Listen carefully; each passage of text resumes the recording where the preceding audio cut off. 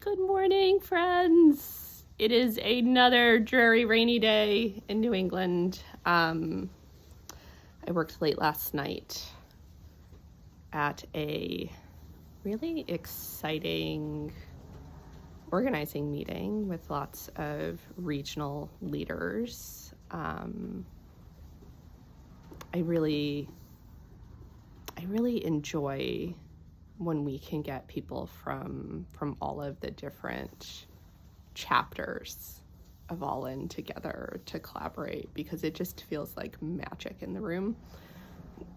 And so just an opportunity to share ideas and collaborate and come together to figure out how we can make progress in our communities to improve everybody's quality of life, right? Like this idea that we should all have a home and we should all have food to eat, and we should all have a say in the decisions that affect our lives, because that's what being part of a community is, that we all work together to take care of each other. And unfortunately, that's not what's happening in many places, and in our town specifically. Close to 40%, and probably over 40% now, because that was from a couple years ago. Like they can't afford their basic needs. And so they're just slipping further and further underwater. And these are not people who, right, are sitting home milking the system. Like these are people who are working, and often more than one job, or it's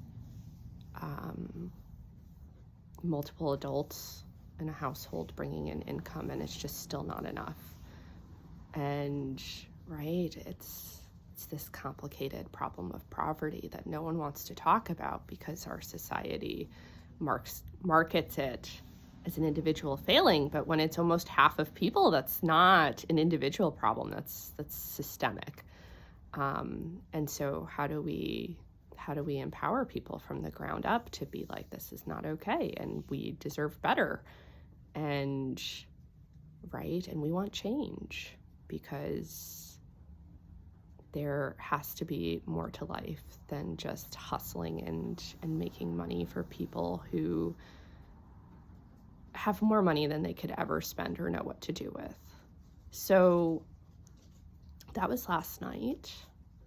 And it turned out really beautifully in terms of there were a lot of people who needed rides, because the meeting was not in the valley, it was in Waterbury, and so there were several people who were not comfortable making that drive at night. And so I had a whole car full of beautiful, joyful souls, and I think that just really added to the magic, right? To have like this little sisterhood in the car, both ways, and just to enjoy each other's company, which, like, the joy is so important in the organizing, because everything is so heavy that we're dealing with. And so anyway, yeah, I had a late night. It was good late, but it was late. So I didn't get home until after 10, and the kids were already out. My husband was out, and poor Matthew was a little feverish last night, and so he did not get the most solid sleep. And Zoe has been coughing too, so the two of them have not been feeling super fantastic. And so this morning, neither of them was up until 8:15, and we're supposed to be at school at like 8:40, and we were all still in bed, and I was just like, school is not going to happen today.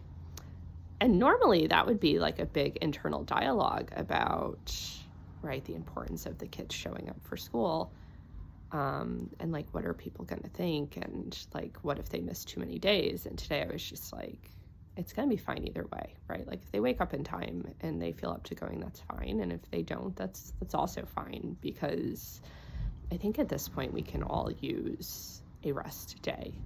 And so right now the two of them are snuggled in my bed, watching my tablet, because they wanted to cuddle and watch a movie, and I brought them some breakfast in bed, and they're cuddling it out together, which is really adorable. And that is how you know that they don't feel well, because they still have not emerged from bed, which is not like them, and they're not trying to play, they're just sort of vegging out. And I will be vetching with them shortly. And so that's going to be our day today, just like a catch-up rest day. I have a lot of administrative work that I haven't gotten to, and I have some coursework. I missed a yoga teacher training class last night because I was working, and so doing the replay today, or maybe tomorrow, although I have class again tomorrow, so it's Saturday and Sunday there's class. So really I would like to get it done today, so I'm staying on top of the momentum. But yeah, just catching up on all of the things and being okay with that. And yeah, like every day is not a shiny day. Every day is not a show up, sparkle out kind of day. Today, I feel like my sparkle is a little turned inward, and I'm just gonna snuggle up on my kids.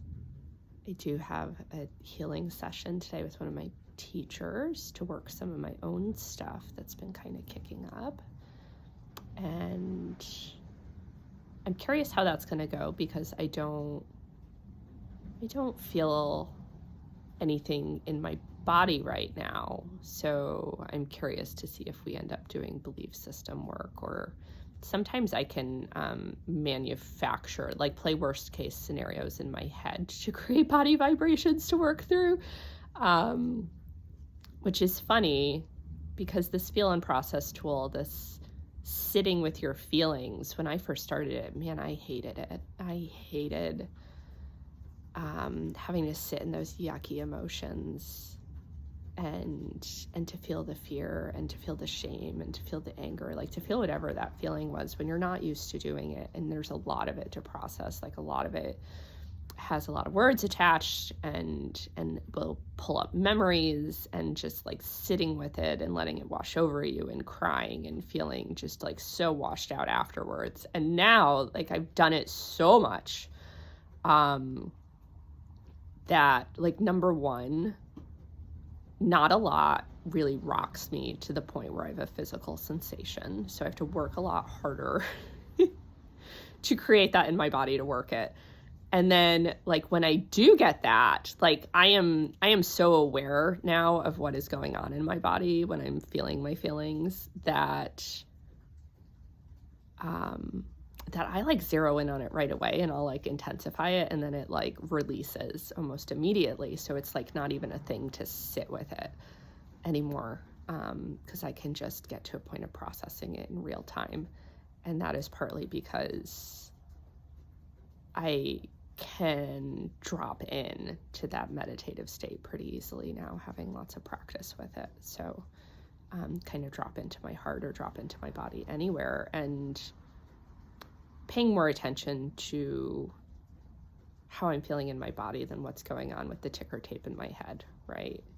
Or at least trying to, and not getting swept away in the thoughts, just the being state, which is a beautiful place to be. So today, my goal is just to be, and to let whatever happens unfold, and to get all of the cuddles with my littles, and to have no expectations of myself, which like feels like such a gift to myself. And yeah, to just roll with whatever, and to hand it up to the universe and be like, you handle it today. I am going to let you be in charge, and right, and I'll stay tuned for the programming.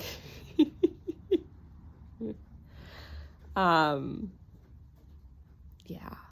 So wherever you're at today, I hope you can get to a place of accepting the what is, whether today's a busy day for you, or today is a slower day for you, or today is a no-go for you, right? Because we all have those days where it's just like, I'm not even going to today. Or if you're someone who has a lot of error like me, like you go for a while and then there's like a certain point in the evening or afternoon where you're like, I'm done with today. I am going to unplug myself, right? Like that was a liberating moment in my life when I realized that I'm an adult, and at 4:00, if I'm done with today, I could go to my room and I could tell my kids like, mommy is out of energy today. Mommy's going to go take care of herself. And mommy has energy for cuddles, and mommy has energy for reading books. And if you need anything, you could come ask, but mommy's going to go put herself in timeout because mommy's overstimulated. And what inevitably would happen, right, because my kids just want connection, is they'd come cuddle with me, and they'd like read quietly, or we would read together. And right, just being in that place of removing myself from all of the chaos and stimulation, and just being with them. And so, yeah, I invite you to try that if that's something you feel like you need, where it's just like, hey, I'm going to go take care of myself right now, and not apologize for it, right? Because I really think when you do that, you're teaching other people how to take care of themselves, right? I'm teaching my children, like, when you're overstimulated, you can go take some quiet time. And my daughter's actually getting really good at doing that now and recognizing that for herself, because she's been blessed with my nervous system and not my husband's. And yeah, like that's the downside of being really expressive and creative and free-spirited, is that like everything can get overwhelming. And so just taking that time to ground. And right, we all have our shadows, our stuff that's hard. If you have a lot of earth, it can be hard to get going. If you have a lot of fire, then yeah, you could get caught up in the self-judgment and the judging others. So, right, we all have our work, and we all have our shiny stuff too, and you don't get one without the other, right? Like, I love how loving and kind and warm and cozy and just laid back my husband is, right? I don't know that our relationship would have worked in the earlier years if he was not so grounded and earthy. And the shadow side of that, right, is that sometimes he is going to do the bare minimum, or he's not going to be cleaning up after himself, or he's not going to want to be the decision maker, right? Like, he's going to want me to lead, which sometimes drives me crazy. But the good part about that is he never tells me what to do, and that feels like freedom. And so it can go both ways, right? And it's getting him to a point where his input feels valued.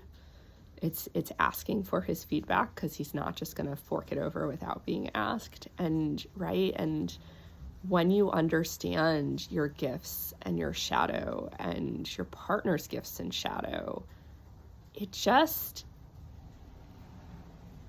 it makes it less personal, right? Like, oh, that's just your earth. Like, okay, right? That's just my air. That's just my fire. That's your fire. And just, yeah, like creating an opportunity to accept each other, right? To be like, oh, this goes with that, right? Like, your laid backness is also applied to the housework. Your laid backness is also applied to getting to things on time. Like, that's just, right, being late doesn't rattle you. And, right, and then him being able to tolerate the fact that I could be neurotic, right, and care too much about the details and the doing things right, or that I could like get really spinny and out there and not grounded in this space, because I'll just drift off into the ethers and be in my creative world and not be anchored in this reality. So it's helping me come back to the present, to the what is and now, and to be partners in that, right? And to hold the mirror up and be accountable, because like, here's the thing, whoever you're in relationship with is going to be a mirror. Your children are mirrors, your partner's going to be a mirror, and it's, yeah, it's accepting that as part of growth, that they're going to show you your stuff, and you have an opportunity to accept that and do your inner work, or you could get frustrated and you can get stuck in combative cycles where your egos are just butting up against each other. And it's right, every day we get to choose. We get to choose from the place of love, or we get to choose from the place of fear. And I really feel like the egos butting with partners or with our kids, right, that comes from a place of being afraid to own our shadow self, right, not wanting to be associated with it. And there's nothing wrong with having shadow. We all have shadow. It's just being aware of it and owning it and taking accountability for it, and getting ourselves back into balance and alignment when we know we've been tipped out. So with that, I am going to wish you all an amazing day. I hope that today you can recognize and embrace your gifts and your shadow. I hope you can find time to show up for yourself in a way that feels good to you, even if no one else understands. And I hope that you can feel that you matter and you're loved, and that this world is a better place for having you in it, that you are part of the magic that makes the world an amazing place. And right, and if you can't see any magic, maybe it's because you are the magic. If you can't see the light, maybe it's because you are the light. And you're exactly what the world needs. So I love you, friends, and I will talk to you soon. Bye.